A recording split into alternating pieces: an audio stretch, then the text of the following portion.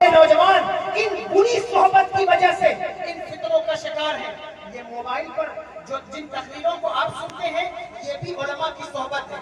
اگر آپ کسی اہل سنت و جماعت کے عالم کا بیان سن رہے ہیں تو آپ ایک اچھے عالم کی صحبت میں ہیں, اور اگر آپ کسی خلیص کا بیان سن رہے ہیں تو ایک آپ خراب صحبت کے اندر ہیں.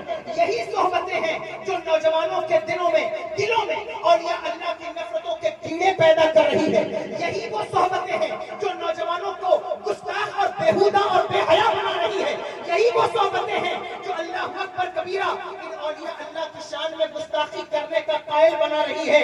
اللہ اکبر کبیرہ صحبت کا نتیجہ ہے کہ نوجوان بگڑ رہا ہے, بوڑھے بگڑ رہے ہیں. اتنے بڑے بڑے پلیٹ فارم لگائے گئے ہیں. میں نے ان سے خلیقی میں بھی اس بارے میں چند باتیں کی کہ ان فتنوں سے خود کو اور نوجوانوں کو بچانے کی ضرورت ہے. ان اولیاء اللہ سے تنافر نہ پیدا کرو, ان اولیاء اللہ کی بارگاہ میں گستاخی نہ کرو.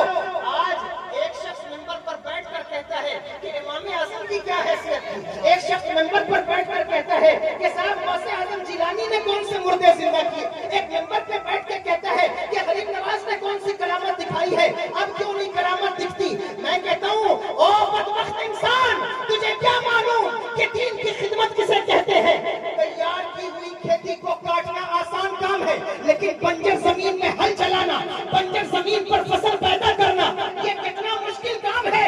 یہ غوث اعظم سے پوچھ, یہ غریب نواز سے پوچھ. اس ہند کی سرزمین پر آج مجھے اس اللہ والے برے لگتے ہیں. ان کی چوکھٹوں سے نفرت پیدا ہو گئی, ان کی چادروں گاگر پہ تانا کشی کر رہا ہے, ان کے اوپر کمنٹ بازی کر رہا ہے.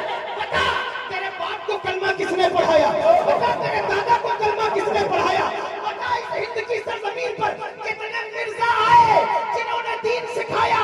وہ کوئی مرزا نہیں تھا, مصطفیٰ کا لال تھا جس نے ہند کی سرزمین پر 90 لاکھ لوگوں کو مذہب اسلام کے دامن میں سمیٹا. آج مجھے ان کے آستانے برے لگتے ہیں. زندہ باد, زندہ باد. آج مجھے ان کے آستانے